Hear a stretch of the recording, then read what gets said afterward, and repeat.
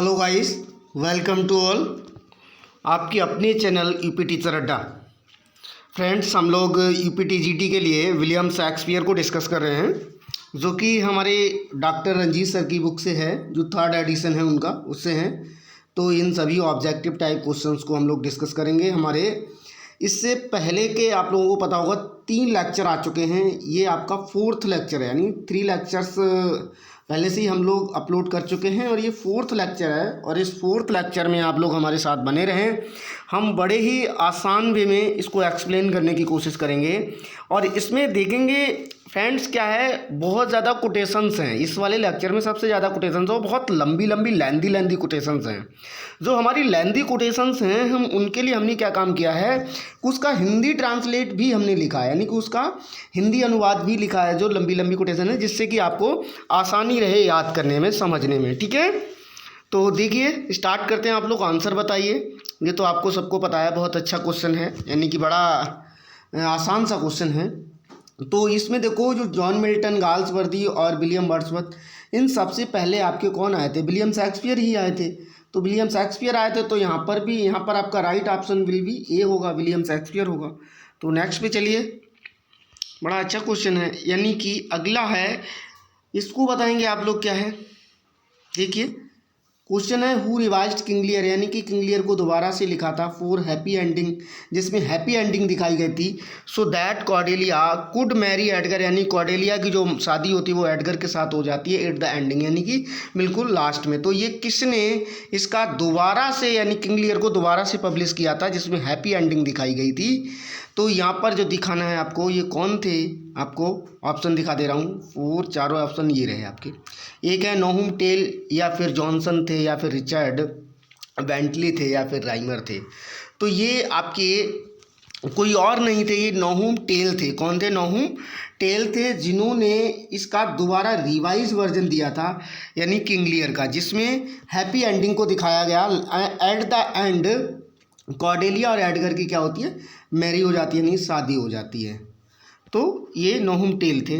तो next question पे देखिए, who wrote lilies that feast smell for worse that weeds, यानी कि यहाँ पर बताना, ये कोटेशन है, ये किसने लिखा था ये कोटेशन, वो बताना है। यानी कि ये कोटेशन में कहता है कि एक सुंदर फूल अगर कितनी भी खूबसूरत, यानी कि कितना भी अच्छी खुशबू वाला एक फूल हो, वो जितनी ज़्यादा अच्छी खुशबू देता है, वही फूल अगर सड़ जाए तो सड़ने के बाद में खरपतवार से भी बुरी बदबू देता है। ये कहा गया है, किसने लिखा है? यानी कि एक बहुत ही स्मेल, अच्छी खुशबू वाला जो फूल होगा, वो वही फूल सड़ने के बाद में बहुत बुरी खरपतवार जैसे सड़ जाते हैं, उससे भी बुरी बदबू देता है। तो ये किसने कहा था? आपके कोई और नहीं थे दोस्त, वो आपके विलियम शेक्सपियर थे। कौन थे? विलियम शेक्सपियर थे। तो right option will be D होगा। तो स्पीड में चलते रहिए। ये एक्सप्लेनेशन भी बहुत दी है यहाँ पर। अगर आप हमारा ये पीडीएफ चाहते हैं तो आप हमें कमेंट में बताएं, और फिर हम क्या काम करेंगे, आपको ग्रुप से जोड़ देंगे, और ग्रुप से जोड़ने के बाद में हम आपको उस ग्रुप में पीडीएफ दे देंगे। तो इन विच शेक्सपियरियन प्ले डज क्यूरिन अपीयर, यानी क्यूरिन नाम का जो एक करैक्टर होता है, वो आपका किस में अपीयर होता है? विलियम शेक्सपियर के कौन सा प्ले है जिसमें क्यूरिन नाम का करैक्टर अपीयर होता है? देखो टीजीटी 2013 का क्वेश्चन है, आया हुआ है, इम्पोर्टेंट है। Macbeth, Othello, King Lear and Hamlet. तो आप बताएंगे किस में ये अपीयर होता है, तो वो आपका right option will be C होगा, यानी किंग लियर में क्यूरिन नाम का करैक्टर अपीयर होता है। ठीक है, सी है, जो कि ग्लाउसेस्टर का सर्वेंट होता है। यानी कि क्या होता है, किंग लियर जो ट्रेजेडी है उसमें क्यूरिन क्या होता है, ग्लाउसेस्टर का सर्वेंट होता है। ठीक है, नेक्स्ट क्वेश्चन है आपका, which of the following flowers does the mad Ophelia note give away, यानी कि ऑफिलिया, जो पागल ऑफिलिया होती है, वो क्या होती है, सारे के सारे फूल बांट देती है, डिस्ट्रीब्यूट कर देती है। बट एक फूल होता है जिसको वो नहीं बांटती है, वो कौन सा फूल होता है, कौन सा फ्लावर होता है जिसे वो डिस्ट्रीब्यूट नहीं करती है? तो आपको पता होगा यहाँ पर, वो और कोई नहीं, वो वायलेट्स होता है। कौन सा होता है? वायलेट्स जो फ्लावर्स होते हैं उनको वो डिस्ट्रीब्यूट नहीं करती, नहीं बांटती है, यानी कि ए ऑप्शन राइट होगा, जो कि एक्ट 4 और सीन 5 में है, हैमलेट में है ये, यानी हैमलेट है। नेक्स्ट क्वेश्चन है, who names the historical place of Shakespeare a mirror of Kings, यानी कि किंग्स का जो मिरर कहा जाता है एक ऐसा प्ले है, यानी कि जो हिस्टोरिकल प्ले हैं, यानी कि जो विलियम शेक्सपियर के जो हिस्टोरिकल प्ले हैं उन प्लेस को क्या कहा जाता है, राजाओं का दर्पण कहा जाता है, यानी किंग्स मिरर, यानी मिरर ऑफ किंग्स कहा जाता है। वो क्या नाम है, उनका नाम क्या है, यानी who names the historical place, वो उस यानी कि ऑफ शेक्सपियर के उस हिस्टोरिकल प्लेस का नाम क्या है। तो वो कोई और नहीं आपका बताएंगे, राइट ऑप्शन विल बी ए, यानी कि स्लैगिल होगा। क्या होगा वो, स्लैगिल होगा। कौन होगा, स्लैगिल होगा, यानी who names the historical place of Shakespeare a mirror of Kings, यानी कि राजाओं का दर्पण जो कहा जाता है वो शेक्सपियर का एक प्ले है, स्लैगिल है। क्या है, स्लैगिल है। यहाँ पर ए है, यानी Friedrich Schlegel was a German literary critic, यानी कि स्लैगिल जो थे वो एक जर्मन लिटरेरी क्रिटिक थे जिन्होंने लगभग 16 प्लेस को जर्मन भाषा में ट्रांसलेट किया था। किसमें, लगभग 16 प्लेस को जर्मन भाषा में ट्रांसलेट किया था। किसके, विलियम शेक्सपियर के। ठीक है, नेक्स्ट पे चलते हैं, इसमें बताएंगे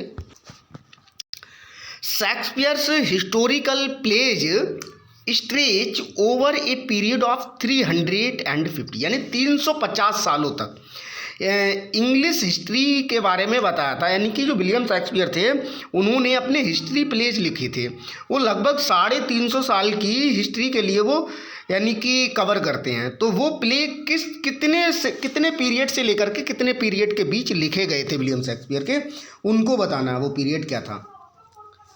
तो यहाँ पर वो पीरियड आपका ये 1200 से यानी कि 1200 टू 1550 तक रहा था। यानी कि 1200 से लगा लो तो 1300 वाली और एक 1400 वाली, फिर 1500 वाली, यानी कि 3 शताब्दियाँ वो हो गई। उसके बाद 50 ये हो गया, यानी 350 यानी कि ईयर्स जो रहा था, टाइम पीरियड रहा था। तो इसमें देखो हिस्टोरिकल प्लेस कौन कौन से थे दिए हुए हैं यहाँ पर। देखो आपके देखो ये फर्स्ट फोलियो के अनुसार ये रहा था उनका टाइम पीरियड। देखो किंग जॉन था, इनका एक हिस्टोरिकल प्लेस था। एडवर्ड थर्ड था एक इनका हिस्टोरिकल प्लेस था। रिचर्ड सेकंड था एक हिस्टोरिकल प्ले। इसके बाद में Henry fourth part 1, Henry fourth part 2 था, हेनरी फिफ्थ था और हेनरी 6 पार्ट 1, हेनरी 6 पार्ट 2 और हेनरी 6 पार्ट 3 थे। ये 9 हो गए। फिर उसके बाद रिचर्ड थर्ड था इनका और हेनरी 8 था। ये इनके जो थे 11 प्ले हिस्टोरिकल ये थे। और इसके बाद में कुछ रोमन हिस्ट्रीज थी, यानी कि जिसमें इन्होंने रोम का इतिहास को बताने की कोशिश की है। ये रोमन हिस्ट्रीज जो है इनकी एक कोरियोलेनस है, जूलियस सीजर और एंटनी एंड क्लियोपेट्रा, यानी कि 3 तो ये हो गए, यानी कि 14 हो गए। तो ये हैं एज और first folio as above 3 plays are grouped as tragedies, यानी कि ये ट्रेजिडी में भी काउंट की जाती हैं। ठीक है, ये रहा। तो नेक्स्ट क्वेश्चन आपका क्या है, in 1726 the lawyer poet and pantomime deviser Lewis Theobald यानी कि published a scathing pamphlet called, यानी कि क्या हुआ था 1726 में, जो कि एक लॉयर भी थे, एक पोएट भी थे और एक नाटककार भी थे, जिनका नाम था लेविस थियोबाल्ट। कौन थे, लुइस थियोबाल्ट। लुइस थियोबाल्ट जो थे इन्होंने एक पंपलेट को पब्लिश किया था। उस पंपलेट का नाम क्या था, जिसमें कुछ शेक्सपियर के बारे में लिखा हुआ था। तो ये थे शेक्सपियर रिस्टोर्ड। उसका नाम, उस पैम्पलेट का नाम जो था वो था शेक्सपियर रिस्टोर्ड था। ये ए नंबर राइट होगा। है तो क्या था, शेक्सपियर रिस्टोर्ड था। यानी कि लेविस थियोबाल्ट 1688 से 1744 तक वाज ए शेक्सपियर स्कॉलर, यानी कि शेक्सपियरियन स्कॉलर थे। हिज बुक शेक्सपियर रिस्टोर्ड 1726 में एक्सपोज्ड, यानी कि Alexander Pope's faults as an editor of Shakespeare, यानी शेक्सपियर के एडिटर के रूप में जो अलेक्जेंडर पोप रहे थे, उनके कुछ फॉल्ट थे, उन फॉल्ट को उसमें उजागर किया था लुइस थियोबाल्ट ने, अपने शेक्सपियरियन स्कॉलर यानी कि जो था शेक्सपियर रिस्टोर्ड में। ठीक है। अगला है who is the most frequently coated writer in the Oxford dictionary of quotations, यानी कि कहने का मतलब है जो ऑक्सफोर्ड डिक्शनरी थी उस ऑक्सफोर्ड डिक्शनरी में सबसे ज़्यादा जो कोटेशंस के यानी कोटेड किया गया था, लिखा हुआ नाम था, वो किसका था, यानी सबसे ज़्यादा किसका नाम उद्धृत था ऑक्सफोर्ड डिक्शनरी में, यानी ऑक्सफोर्ड डिक्शनरी ऑफ कोटेशंस में। तो वो आपके अलेक्जेंडर पोप, शेक्सपियर, वर्ड्सवर्थ या डॉक्टर जॉनसन, इनमें से कौन थे, आपको बताना है ये। तो वो कोई और नहीं थे, हमारे शेक्सपियर साहब ही थे, यानी कि बी ऑप्शन राइट है यहाँ पर। क्या है, बी ऑप्शन आपका राइट है यहाँ पर, शेक्सपियर ही थे। इनका सबसे मोस्ट ऑफ टाइम उसमें नाम जो था कोटेड था। और सेकंड नंबर पे जो थे वो आपके अलेक्जेंडर पोप थे। कौन थे, अलेक्जेंडर पोप थे सेकंड नंबर पे। ठीक है। फर्स्ट नंबर पे आपके शेक्सपियर थे। Shakespeare acted in Ben Jonson's every man his humour and, यानी शेक्सपियर ने कुछ Shakespeare acted in Ben Jonson, यानी बेन जॉनसन का एक ड्रामा था जिसका नाम था every man in his humour, और एक कोई और था, दो थे जिनमें क्या हुआ था, शेक्सपियर ने कुछ रोल अदा किया था। वो दूसरा कौन सा था ये बताना आपको। Every man in his humour तो पहला था, सेकंड कौन सा था, यानी every man out of his humour था, या फिर सिजोनस हिज फॉल था, या फिर एक्लेमिस्ट था, या फिर टेल ऑफ ट्यूब था। तो वो और कोई नहीं था, सिजोनस हिज फॉल था। कौन सा, सिजोनस हिज फॉल था, यानी वी नंबर राइट होगा। यानी इन दो में, वैन जॉनसन के ये दो आपके ड्रामा थे, इन दोनों में शेक्सपियर ने क्या किया था, एक रोल को अदा किया था। ठीक है, यहाँ नीचे दिखाया गया है। Shakespeare played the role of Knowell the aged father in Ben Jonson's comedy of humour every man his humour 15 role the Tiberius in Ben Jonson's tragedy Sejanus his fall में। यानी कि पहले में क्या था, ये जो था उसमें था आपका नोवेल का रोल अदा किया था, और सिजोनस में उन्होंने टिबेरियस का रोल अदा किया था। ठीक है, ये चीज़ थी इन्होंने।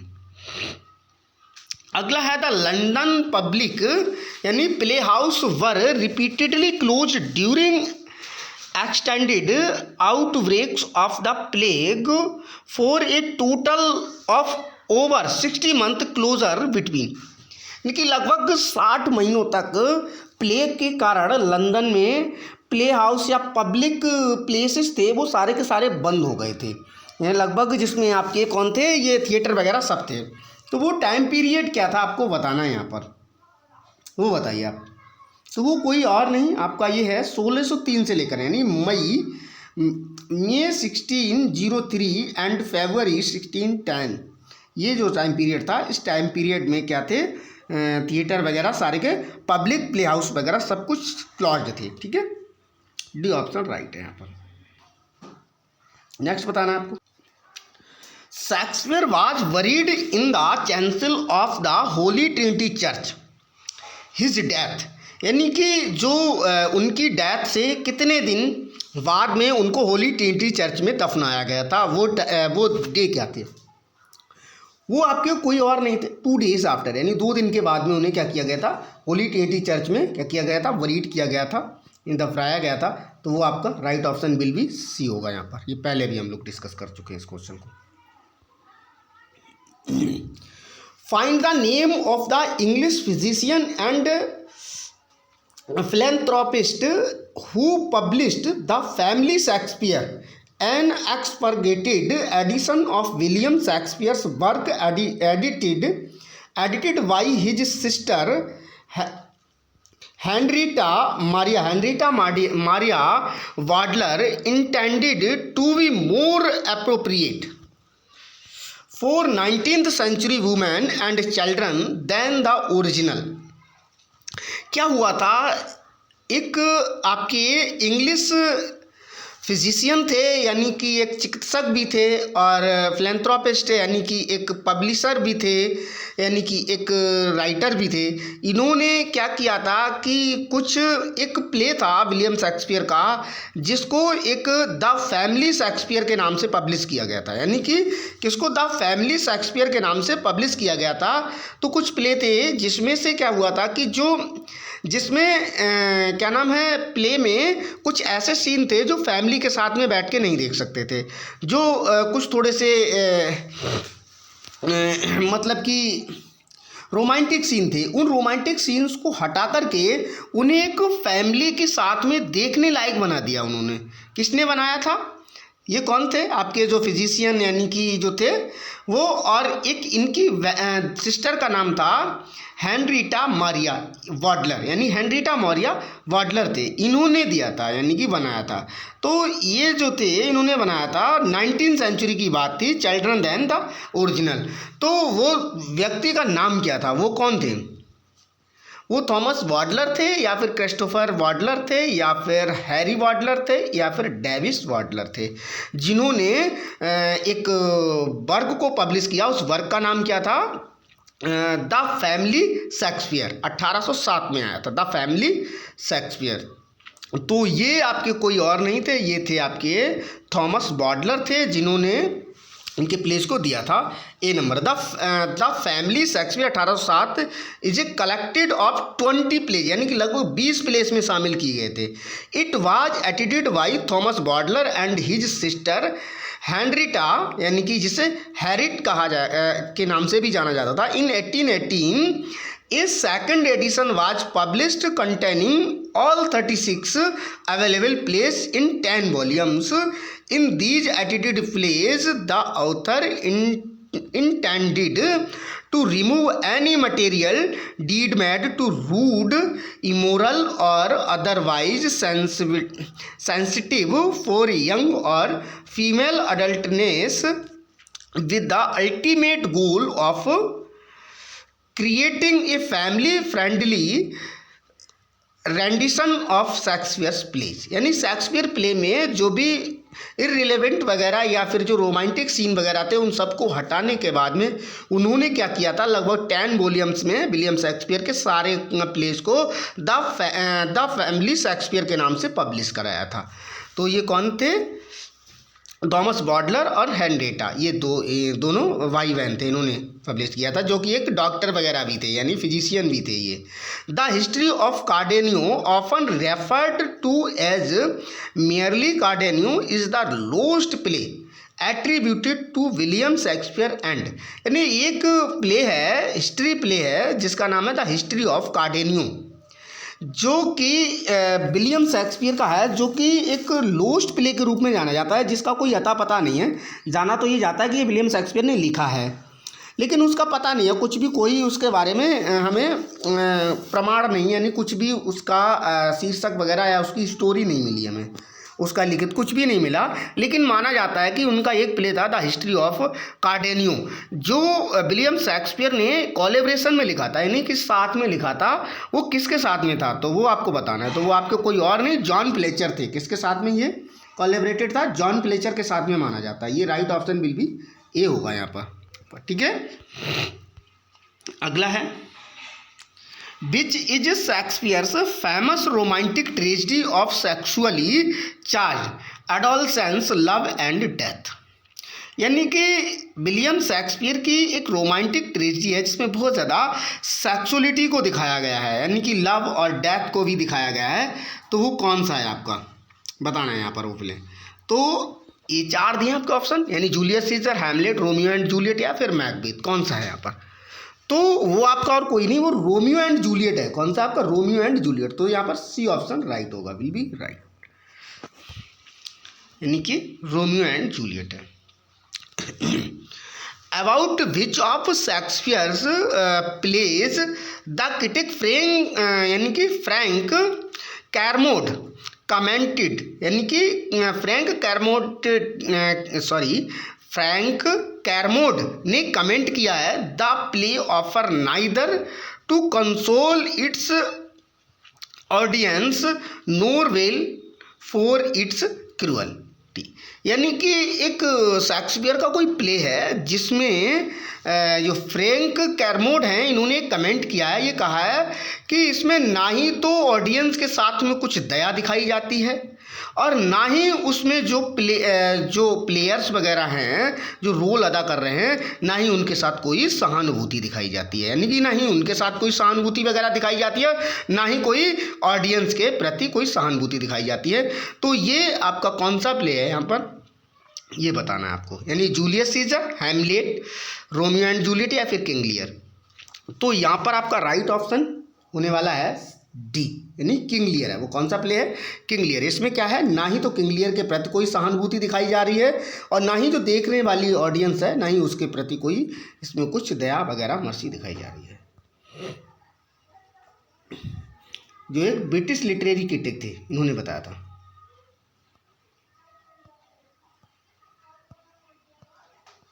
नेक्स्ट क्वेश्चन है, which critic saw Cleopatra as thing, यानी कि ऐसा कौन सा क्रिटिक है जिसमें क्लियोपैट्रा को एक वस्तु माना है and no wilder of power, यानी और ना ही कोई पावर उसके पास शक्ति है, but rather than her devouring sexuality admiration her power, यानी कि केवल वस्तु माना है। ऐसा कौन है वो, हाँ, जेसी रैनसम है या फिर टी.एस. Elliot, AI. रिचर्डसन है या एम. अर्नोल्ड है। तो आपके यहाँ पर राइट ऑप्शन में होने वाले हैं टी.एस. इलियट। कौन होने वाले हैं, टी.एस. इलियट होने वाले हैं। Right option will be B होगा यहाँ पर।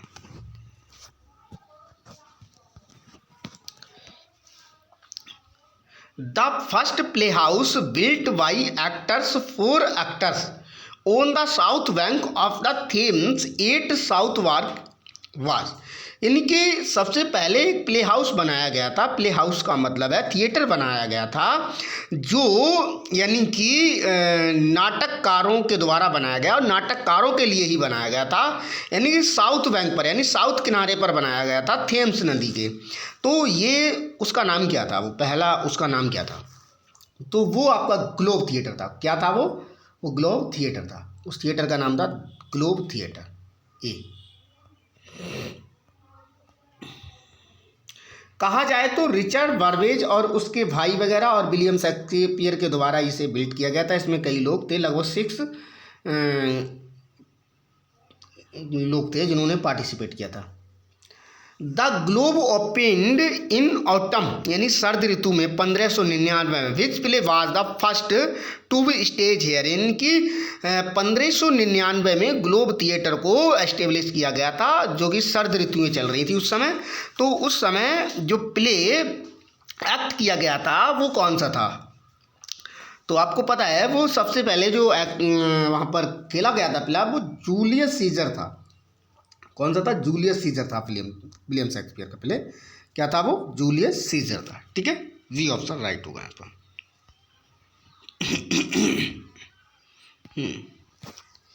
The actors in Shakespeare's company included the famous Richard Burbage, William Kempe, Henry Condell and, यानी कि the actors in Shakespeare's company, यानी कि शेक्सपियर की जो कंपनी थी उसमें जो एक्टर थे कौन थे, इंक्लूडेड थे फेमस लोग थे। जो जिन फेमस लोगों में एक तो रिचर्ड बार्बेज थे, एक विलियम कैम्प थे, एक हेनरी कॉन्डेल थे और इनमें से आपको बताना है और कौन थे, यानी कि आपके Ben Jonson, John Hemmings, Henry Fielding या फिर डॉक्टर मॉर्लो। तो यहाँ पर वो फेमस व्यक्ति जो थे जॉन हेमिंग्स थे, यानी कि Henry Condell and John Hemmings थे। तो right option will be B होगा यहाँ पर।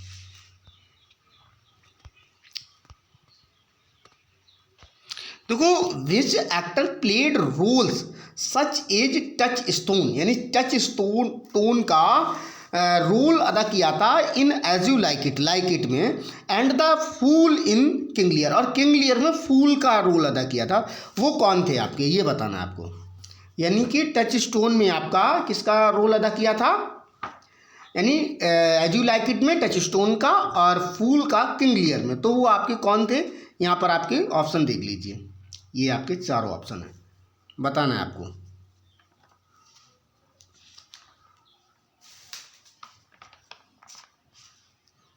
बताइए जल्दी से कौन होंगे, बहुत अच्छा क्वेश्चन है आपका।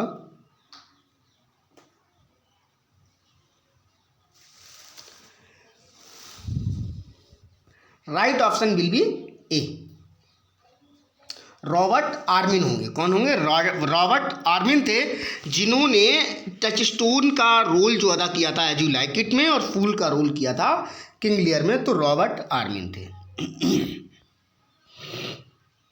उन्होंने बहुत सारे रोल अदा किए थे, देखो हमें नीचे दिए गए हैं यहाँ पर। देखो टचस्टोन का जो रोल अदा किया था रॉबर्ट आर्मिन ने एज यू लाइक इट में, और फीस्ट का जो रोल अदा किया था रॉबर्ट आर्मिन ने 12th नाइट में, और फूल का किंग लियर में, और Lavatch in All's Well That Ends Well में, लेविज का All's Well That Ends Well में, और थेरसाइस्ट का ट्राइलिस एंड क्रेसिडा में, और पोटर का मैकबेथ में, और फूल का टिमन ऑफ एथेंस में, और ऑटलिकस का विंटर्स टेल में, और इसके बाद में यानी कि लगभग 8 रोल, यानी कि इन्होंने बहुत सारे रोल अदा किए थे। जो कि ये कौन थे? ये ब्रिटिश एक्टर थे, यानी कि ब्रिटिश एक्टर थे। विलियम शेक्सपियर के बहुत सारे प्लेज में इन्होंने एक्ट। कौन थे आपके? ये जो थे, इनका नाम क्या था आपका? आपको पता है, रॉबर्ट आर्मिन, इनका नाम याद रखना है। यानी कि बहुत सारे इन्होंने रोल अदा किए थे रॉबर्ट आर्मिन का। यानी which popular comic actor played the role of servant, यानी सर्वेंट का रोल Peter in Romeo and Juliet, यानी कि सर्वेंट पेटर का रोल रोमियो एंड जूलियट में अदा किया था। And Dogberry in Much Ado About Nothing, और डॉगबरी का मच एडो अबाउट नथिंग में रोल अदा किया था। वो कौन थे आपको बताना है यहाँ पर। तो ये भी एक बहुत ही जाने माने एक्टर थे। तो यहाँ पर और कोई और नहीं थे, वो विलियम कैंप थे। कौन थे? विल कैंप थे, सॉरी। यहाँ पर वो right option will be C होगा, यानी वो कौन थे? विल कैंप थे, सी होगा यहाँ पर। इन्होंने भी देखो काफ़ी रोल अदा किए हैं, यानी कि डॉगबरी का मच एडो अबाउट नथिंग में, और कॉन्स्टर्ड का लव्स लेवर लॉस्ट में किया था, और बॉटम का इन्होंने मिड समर नाइट्स ड्रीम में किया था, और लैंसेलोट गोबो, यानी गोबो का मर्चेंट ऑफ वेनिस में ये पूछा गया था। और इसके बाद में कॉव का जो किया था बेन जॉनसन का every man in his humour में किया गया था। तो ये चीज़ें हैं, यानी कि यहाँ पर दिया है। अगला है, यानी कि first folio, a collected edition of Shakespeare's plays containing 36 texts, how many of them were printed for the first time. यानी कि जो विलियम शेक्सपियर का पहला कलेक्शन आएगा था 36 प्ले का, इसमें सबसे पहले प्लेज को प्रिंट किया गया था। तो कितने प्ले पहली बार में प्रिंट कर दिए गए थे, यानी इसमें 36 को तो इंक्लूड किया गया था। लेकिन हुआ क्या था, 1 सेकेंड,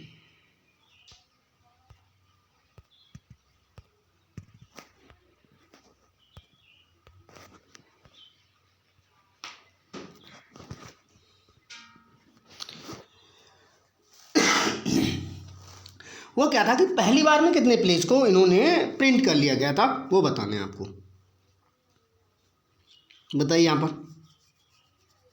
15, 16, 17 या फिर 18 कितने थे?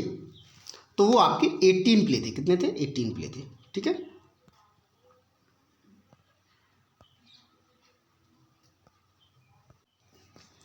अगला है द अमेरिकन नॉवलिस्ट हरमैन मेलविली's character Captain Ahab in Moby Dick is a classic tragic hero inspired by, यानी किससे इंस्पायर्ड हुए थे ये क्लासिक आपको बताना है। यानी हैमलेट, किंग लियर, या फिर मैकबेथ, या फिर Julius Caesar.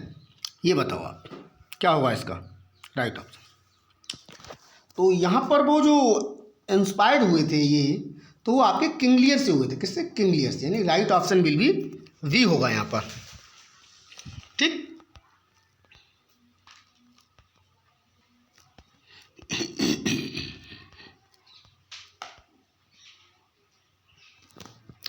The Swiss Romantic artist Henry Fuseli, a friend of William Blake, translated Macbeth into, यानी कि स्विस रोमांटिक आर्टिस्ट थे एक हेनरी फ्यूजेल, यानी कि इन्होंने क्या किया था, जो विलियम ब्लैक के फ्रेंड थे जिन्होंने मैकबेथ को ट्रांसलेट किया था, विलियम शेक्सपियर के जो प्ले मैकबेथ था उसको ट्रांसलेट किया गया था, वो किस भाषा में किया था? तो वो आपका जर्मन भाषा में उन्होंने ट्रांसलेट किया। किसमें? जर्मन में। ठीक है, राइट ऑप्शन विल बी ए होगा यहाँ पर, जर्मन भाषा में। इन्होंने बहुत सारे ट्रांसलेट किए हैं, जैसे fall staff in the Landry basket, इन्होंने कुछ पिक्चर्स बनाई हैं, यानी पिक्चर्स दी थी।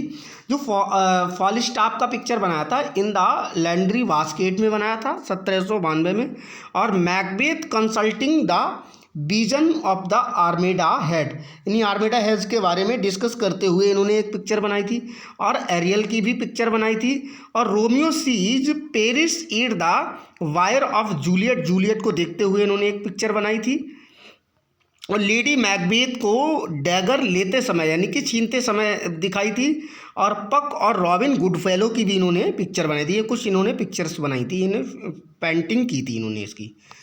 देखो, who remark that Shakespeare wanted art, यानी कि शेक्सपियर को आर्ट यानी कला की कमी है, यानी कि कला की ज़रूरत है, ये किसने इनके लिए कमेंट किया था इन पर?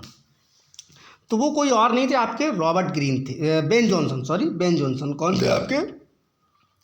बेन जॉनसन थे। राइट ऑप्शन विल बी ए होगा यहाँ पर, वो सॉरी बी होगा, क्या होगा? वी होगा, यानी बेन जॉनसन साहब थे, इन्होंने ये यानी लेक ऑफ आर्ट बोला था शेक्सपियर के लिए।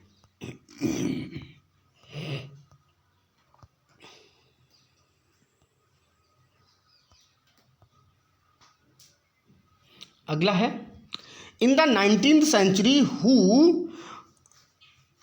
पोर्ट क्रिटिकल एडमायरेशन, यानी कि ये कमेंट किया था, that King Shakespeare does not shine in crowned sovereignty over us all, is the noblest great, यानी कि gentlest yet strongest of rallying signs indestructible, यानी कि बहुत ही बड़ा कमेंट है। इसमें बोला है कि वह राजा शेक्सपियर हमारे सभी पर प्रभुत्व नहीं करता, यानी जो राजा शेक्सपियर है वो हमारे सभी पर प्रभुत्व नहीं करता, यानी कि जैसा कि सबसे महान, सबसे सौम्य, फिर भी सबसे शक्तिशाली प्रेरणा स्रोत में से एक अजर और अमर है। यानी कि जो राजा है, यानी कि सभी पर, राजा शेक्सपियर सभी पर प्रभुत्व नहीं करता, लेकिन हमारे शेक्सपियर में ये सब कुछ है, जैसा कि सबसे महान है, सबसे सौम्य है, और सबसे महान और सौम्य फिर भी सबसे शक्तिशाली और प्रेरणा स्रोत में से एक अजर अमर माना जाता है उसके लिए। तो ये किसने कहा था? ये थॉमस कार्लाइन का कमेंट है, या फिर थॉमस मिडल्टन का है, या फिर जीबी शॉ या टेनिसन साहब। ये कौन है आपके? ये शायद थॉमस कार्लाइन है। ये कौन है? थॉमस कार्लाइन है। Right option will be A होने वाला है, थॉमस कार्लाइन का ये कमेंट है, यही है। नेक्स्ट क्वेश्चन है, which English literary critic wrote his essays the Wheel of Fire on Shakespeare's drama, यानी कि शेक्सपियर के ड्रामा पर जो क्रिटिक ने, एक क्रिटिक हैं, उन्होंने लिखा है, क्या लिखा है? The Wheel of Fire on Shakespeare's drama, यानी कि एक वर्क लिखा है the Wheel of fire. The Wheel of fire लिखा है विलियम शेक्सपियर के ड्रामा पर। उन क्रिटिक का नाम क्या है? तो वो आपके कौन है? जी विल्सन नाइट हैं, या फिर थॉमस नैश, या थॉमस डेकर हैं, या फिर थॉमस मिडल्टन हैं। कौन है? तो वो कोई और नहीं आपके जी विल्सन है, यानी जी विल्सन नाइट है। कौन है? Right option will be A होने वाला है, यानी जी विल्सन नाइट है आपके, ये है।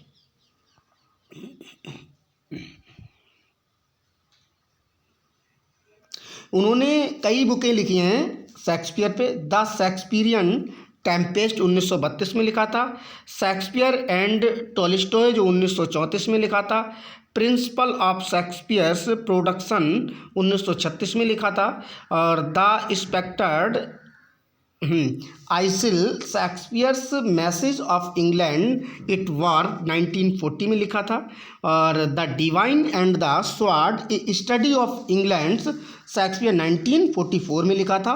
The crown of life essays in interpretation of Shakespeare's final plays 1947 में लिखा था। The imperial theme further interpretations of Shakespeare's tragedies including the Roman plays 1951 में लिखा था।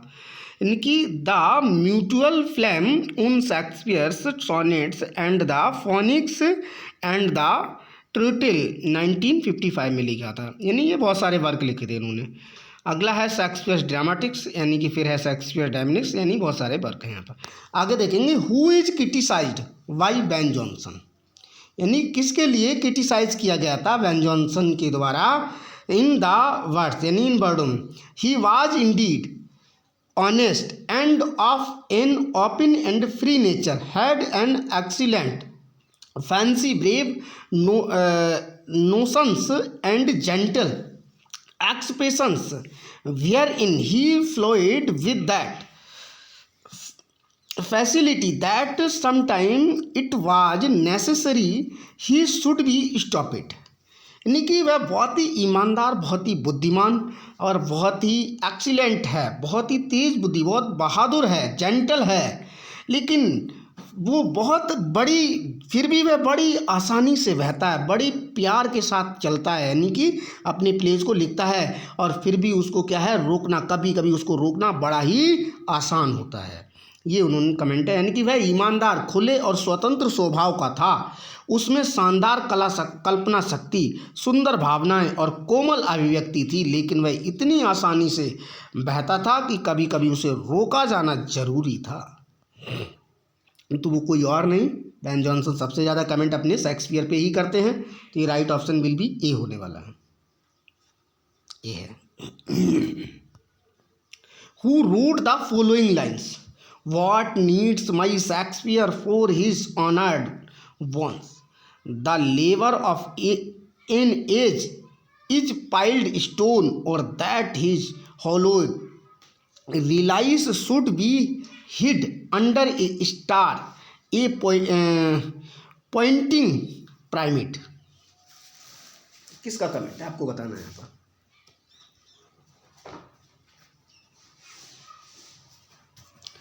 कौन लिखता है? जॉन मिल्टन लिखते हैं, मार्लो या रॉबर्ट ग्रीन या फिर थॉमस नेस। तो यहाँ पर आपके कौन है? ये रॉबर्ट ग्रीन होने वाले हैं। नहीं सॉरी, कौन है ये? John Milton. हाँ, ये जॉन मिल्टन का कमेंट है, तो राइट ऑप्शन विल भी क्या है? ये ए होने वाला है। क्या है? ए होने वाला है।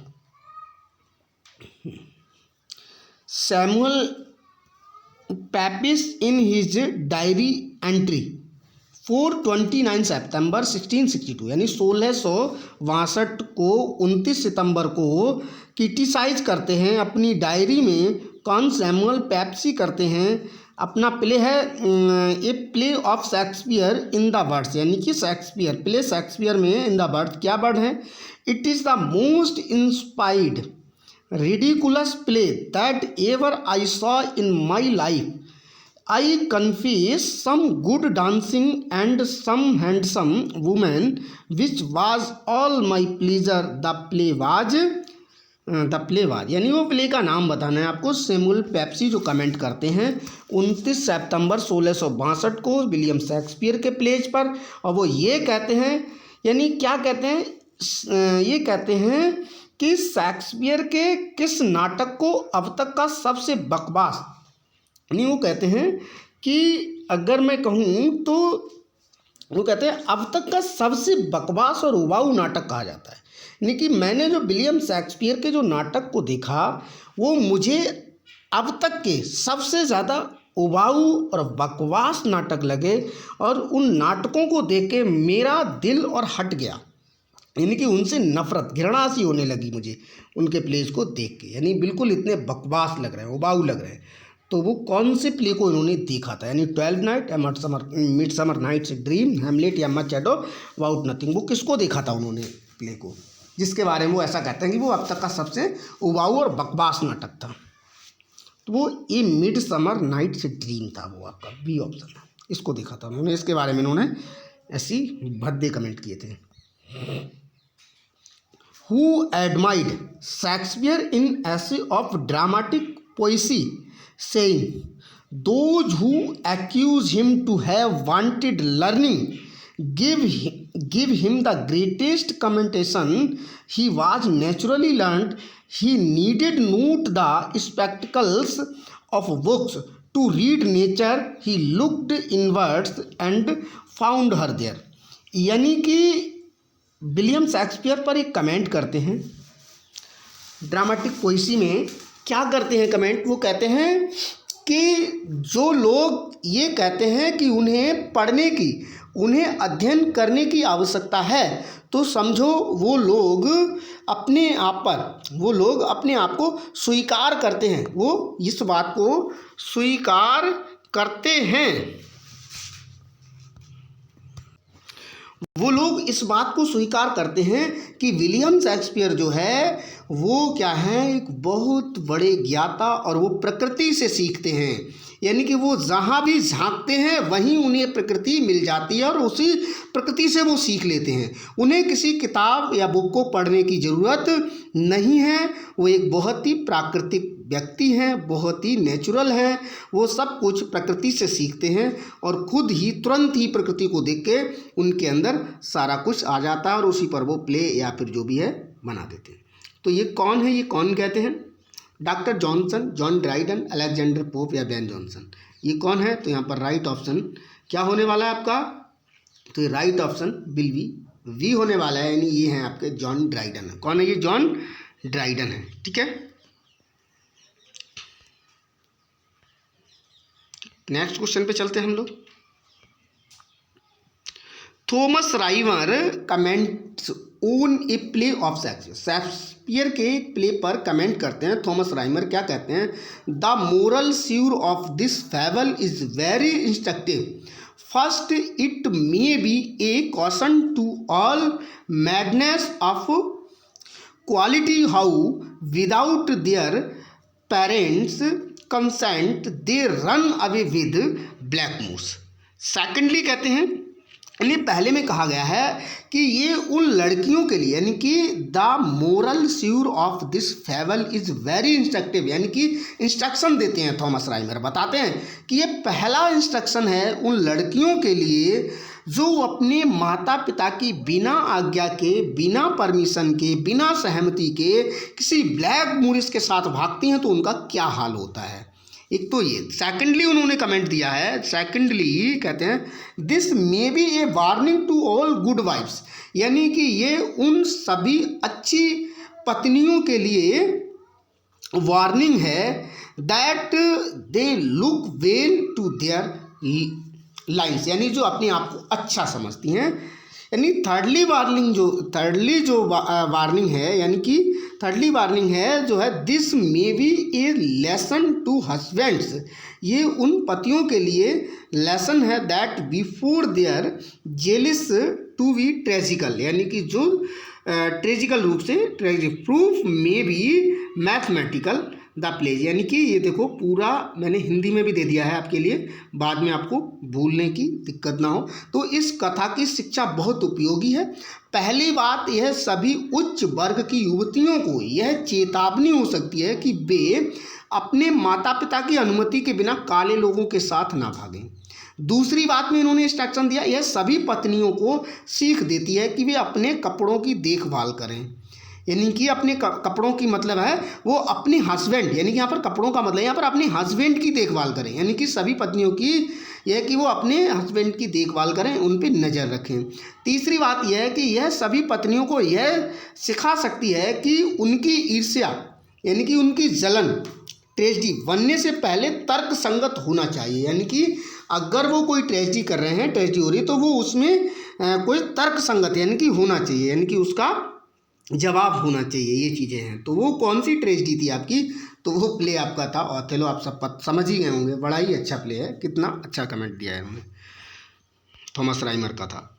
अगला है इन 1712 यानी 1712 one author commented among the English Shakespeare has incomparable excelled all others, that novel extravagant of fancy which he had in so great perfection thoroughly qualified यानी him to touch his readers imagination and made his capable of succeeding where he had nothing to support him beside the strength of his own genius. यानी अंग्रेजों में Shakespeare ने सभी को अप्रतिम यानी रूप से पीछे छोड़ दिया। यानी शेक्सपियर ने क्या किया, सभी को पीछे छोड़ दिया और कल्पना की वह महान उड़ान जो उसमें पूर्णता के साथ थी ने उन्होंने पाठकों की कल्पना को छूने और सफलता प्राप्त करने में सक्षम बनाया, जब उनके पास केवल अपने प्रतिभा की ताकत के अलावा कुछ भी सहारा नहीं था। यानी कि विलियम शेक्सपियर जो था उन्होंने क्या काम किया, उन्होंने सबको यानी कि यूनिवर्सिटी बिट्स वगैरह सबको बहुत बिल्कुल पीछे ढकेल दिया, यानी कि बिल्कुल पीछे छोड़ दिया और वो सबसे आगे निकल गया केवल और केवल अपनी कला और प्रतिभा के बल पर। तो ये किसने कहा था और किसने कहा था, तो जोसेफ एडिसन साहब ने कहा था द स्पेक्टेटर नंबर 419 में। यानी कि उन्होंने एक स्पेक्टेटर लिखा था जिसका जो नंबर था वो 419 था, 419 था, जिसमें जोसेफ एडिसन ने ये कमेंट किया था। तो ये राइट ऑप्शन विल बी ए होगा यहाँ पर, ठीक है। नेक्स्ट है आपका who commented on Shakespeare in the words His characters are so much natural herself that it is a sort of injury to call them by so distant a name as copies of her।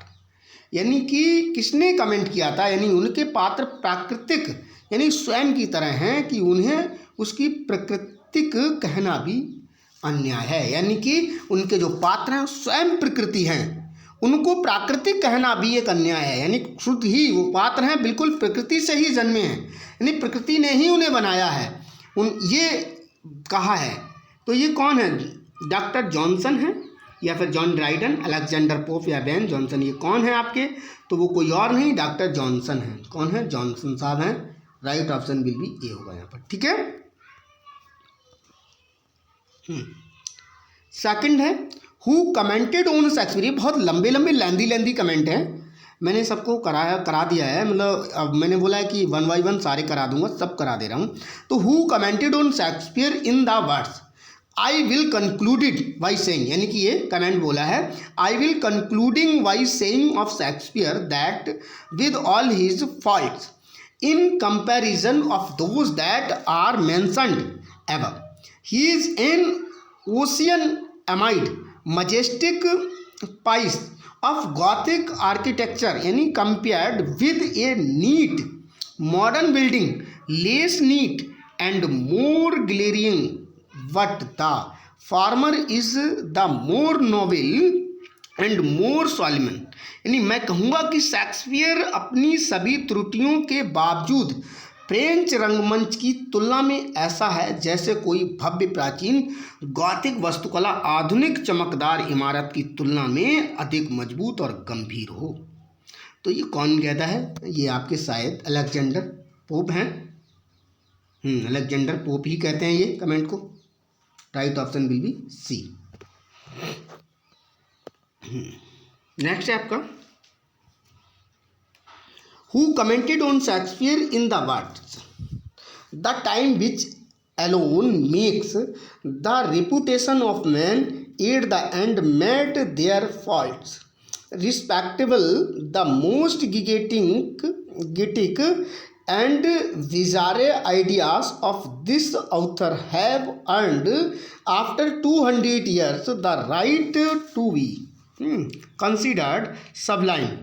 यानी कि कौन कहता है ये चीज़, यानी कि समय जो पुरुषों की ख्याति बनाता है अंत में उनकी गलतियों को भी सम्माननीय बना देता है। इस लेखक के विशाल और विचित्र विचार अब 200 वर्षों के बाद उत्कृष्ट माने जाते हैं। तो ये कौन है, कौन कहते हैं ये, डॉक्टर सैमुअल जॉनसन है, जॉन ड्राइडन, बेन जॉनसन या फिर ये गॉथ थे सैमुअल जॉनसन। यानी कि ये कौन है आपके, सैमुअल जॉनसन, यानी कि डॉक्टर सैमुअल जॉनसन का ये कमेंट है, ठीक है।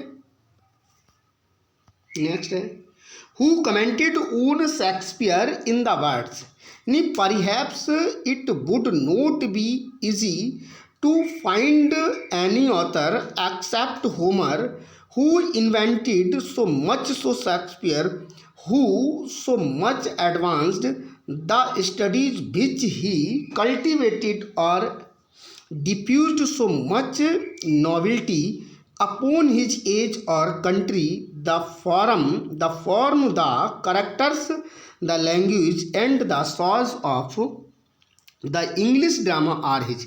यानी शेक्सपियर जैसा कोई दूसरा लेखक खोजना आसान नहीं होगा जिसने साहित्य और नाटक में इतना नवाचार किया हो। तो ये कौन है आपके? ये भी अलेक्जेंडर पोप ही हैं? नहीं, डॉक्टर सैमुअल जॉनसन। कौन है ये? डॉक्टर सैमुअल जॉनसन है यहाँ पर, राइट ऑप्शन होगा यहाँ पर। Who commented on Shakespeare in the word, यानी कि there is no pleasure greater and pure than this eyes closed company a Shakespeare's play not declaimed but recite by a safe and natural voice. यानी Shakespeare का नाटक किसी सुरक्षित और स्वाभाविक स्वर में पढ़ने पर अत्यंत सुखद और शुद्ध होता है, यानी बिल्कुल आसानी से पढ़ेंगे तो बड़ा सुखद होगा। तो ये कौन है आपके? यहाँ पर कमेंट किसने किया है? यानी कि सैमुअल जॉनसन है, जॉन ड्राइडन है, अलेक्जेंडर पोप हैं, या फिर जॉन वॉल्फगैंग गोथे हैं। तो आपका right option will be D होगा यहाँ पर, जॉन वॉल्फगैंग गोथे हैं। ठीक है, गोथे हैं ये हुआ। Prince Hamlet is suddenly facing the need for a great action imposed upon your soul that is unable to do it. He is a beautiful being that succumbs under the load. He cannot execute itself without it. Who commented, यानी Prince Hamlet पर अचानक एक महान कार्य का बोझ आ गया है जो उसे करना चाहिए पर वह करने में असमर्थ है। एक सुंदर आत्मा है जो उस कार्यभार को बोझ से दब जाती है जिसे वह स्वयं से अलग नहीं कर सकती। किसने कहा था? तो ये आपके डॉक्टर सैमुअल जॉनसन हैं, जॉन ड्राइडन हैं, अलेक्जेंडर पोप हैं, गोथ हैं, और ये कौन है आपके? ये गोथे हैं। कौन है? राइट ऑप्शन बिल भी यहाँ पर डी है, गोथे हैं। कौन है? गोथ हैं, गोथ ने ये बात कही थी। Who commented perhaps no one has made so great as the first major link of wish and duty in the individual characters as Shakespeare stated. यानी कि शायद किसी ने भी इच्छा और कर्तव्य को व्यक्तिगत चरित्र में शेक्सपियर जितना महान रूप से नहीं जोड़ा। यानी कि शेक्सपियर जो थे वो बिल्कुल व्यक्तिगत रूप से जोड़ देते थे अपने कैरेक्टर को, लेकिन ऐसा कोई और शायद नहीं होगा। तो ये आपके ये भी कमेंट किसका है? गोथे का था। कौन है ये? गोथे साहब हैं? नहीं, ये कमेंट किया। ठीक है, डी है। Thomas De Quincey wrote about Shakespeare in his work O mighty poet. O mighty poet वो किस में लिखते हैं? They work are not as Thomas of other man in a simply and merely great work of art what are also like the phenomena of nature like the sun and the sea, the stars and flowers like frost and snow rain and dew hail and thunder which are to be studied with entire submission of our facilities the work is। यानी हे महान कवि, तुम्हारे कार्य कला के नहीं बल्कि प्रकृति के चमत्कार हैं। यानी कि हे महान कवि, तुम्हारे कार्य, यानी महान कवि कौन? William Shakespeare. नहीं, तुम्हारे कार्य कला के प्रतीक नहीं बल्कि प्रकृति के प्रतीक हैं, जैसे सूरज, समुद्र, फूल, बारिश, ओस आदि, जिन्हें हमें संपूर्ण श्रद्धा के साथ समझना चाहिए। यह उद्धरण किस रचना से है? यानी own the knocking at the get in Macbeth. ये राइट ऑप्शन बिल भी यही होगा आपका। यानी कि ये किसके हैं? Own the knocking at the get in Macbeth से हैं। Who wrote in own heroes hero worship and the hero is history, Englishmen and women will say to one another, yes, this Shakespeare is ours, we produced him, we speak and think by him, we are of one blood and kind with him। नहीं, हमें गर्व है कि यह Shakespeare हमारा है, हमने उसे पैदा किया, हम एक रक्त और एक मन के हैं। कौन है? थॉमस कार्लाइन है, जॉन ड्राइडन है, अलेक्जेंडर पोप है, एगोथ है। यानी थॉमस कार्लाइन का है ये कमेंट क्या? हाँ, इन्हीं का है। कौन है? थॉमस कार्लाइन का है। Right option will be A है।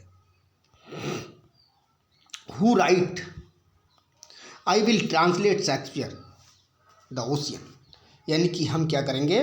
विलियम शेक्सपियर को ट्रांसलेट करेंगे। Thomas Carlyle, John Dryden, Alexander Pope या विक्टर ह्यूग। तो ये कोई और नहीं, आपके विक्टर ह्यूग हैं जो कहते हैं कि हम विलियम शेक्सपियर के प्लेस को क्या करेंगे? ट्रांसलेट करेंगे।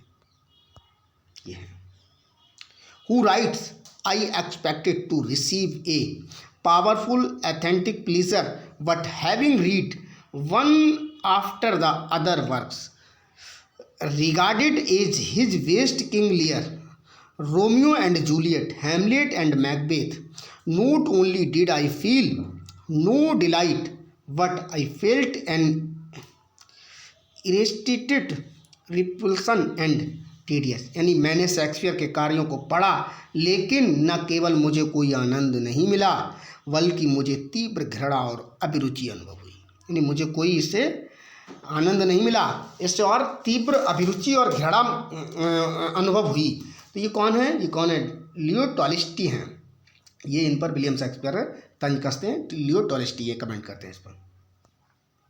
अगला है, who wrote the following lines? When I read Shakespeare I am struck with wonder that such trivial people should muse and thunder.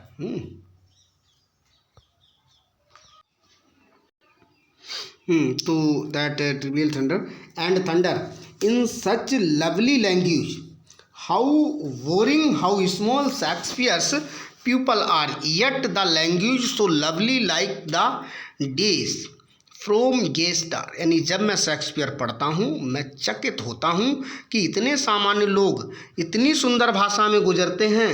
Shakespeare के पात्र कितने उबाऊ और छोटे हैं, लेकिन उनकी भाषा कितनी सुंदर है, जैसे गैस के रंग। थॉमस कार्लाइन है, लियो टॉल्स्टॉय, डी.एच. लॉरेंस या विक्टर ह्यूग। तो ये आपके डी.एच. लॉरेंस हैं। Right option will be C.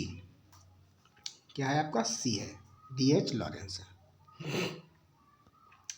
Which modern author supported the theory that the work attributed to Shakespeare were written by Edward de Vere, the Earl of Oxford?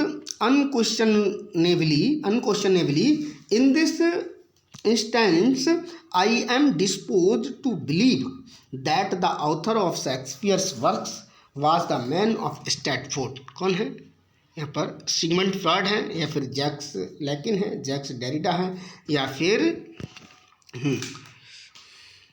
Rowland बार्थले हैं। तो यहाँ पर कौन है? ए है आपके। कौन है? Jacques Derrida. सिगमंड फ्रॉइड कौन है? सिगमंड फ्रॉइड है, यानी कि ये है। Right option will be A, Sigmund Freud है। नेक्स्ट है, who writes to be able to devote one's life to art without forgetting that art is a fraud, it is a tremendous achievement of personal character. Shakespeare never takes himself too seriously. कभी भी seriously Shakespeare नहीं लेते हैं अपने आप को। तो ये कौन है? Thomas कार्लाइन, W.H. ऑर्डन है, D.H. लॉरेंस है, या फिर विक्टर ह्यूग। तो यहाँ पर W.H. ऑर्डन है। वी ऑप्शन राइट होगा यहाँ पर। वी ऑप्शन राइट है। Who wrote? Dante and Shakespeare divided the modern world, between them there is no third. यानी कि ये कोई तीसरा नहीं है, यानी कि इन दोनों ने क्या किया? मॉडर्न वर्ल्ड को दो भागों में डिवाइड किया है। कौन है? Thomas कार्लाइन, W.B. ईट्स या D.H. लॉरेंस या T.S. इलियट। कौन है ये? T.S. इलियट साहब है, यानी right option will be D होगा यहाँ पर। डी है, T.S. इलियट साहब। हाँ, who writes the greatest poet of modern times and indeed the culmination of our civilisation of all time. कौन है यहाँ पर? Otto Maria Carpeaux. Otto Maria Carpeaux का ये कमेंट है। तो आज की 50 क्वेश्चंस हमारे कंप्लीट होते हैं, और आज के लिए इतना ही। और हमारे साथ बने रहने के लिए आप सभी के लिए थैंक्स। और आज के लिए इतना ही। जय हिंद, जय भारत। ज़्यादा से ज़्यादा दोस्तों में शेयर कर दीजिए, बस इतनी ही आशा है। इससे हमसे ज़्यादा से ज़्यादा दोस्त भाई जुड़ पाएँ, इससे कि हम और अच्छे से अच्छे आपको वीडियोस दे पाएँ। आज के लिए